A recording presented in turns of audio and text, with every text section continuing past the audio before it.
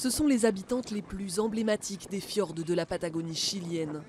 Les baleines à bosse, monstres marins de 25 tonnes, parcourent des milliers de kilomètres tous les ans pour venir s'alimenter ici, près du glacier Santa Inés.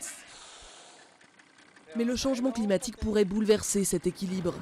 Le glacier recule, laissant à vue des rochers qui étaient autrefois invisibles et déversant de grandes quantités d'eau douce dans l'océan. Un changement qui pourrait avoir de lourdes conséquences pour les baleines, car si la composition de l'eau change, le plancton dont elles se nourrissent pourrait disparaître.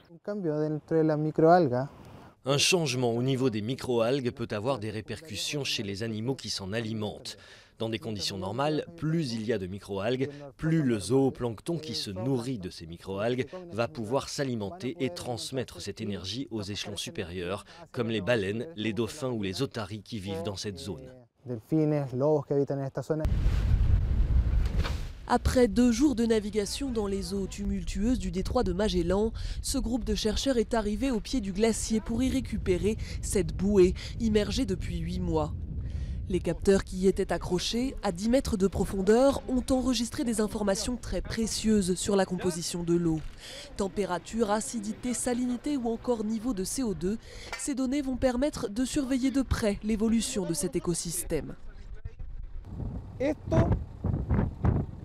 En soi, c'est comme une expérience de la nature elle-même. Cela nous permet, sans avoir à faire des expériences en laboratoire, juste en prenant des mesures, de savoir ce qu'il se passerait dans des conditions similaires, sans avoir à l'imaginer.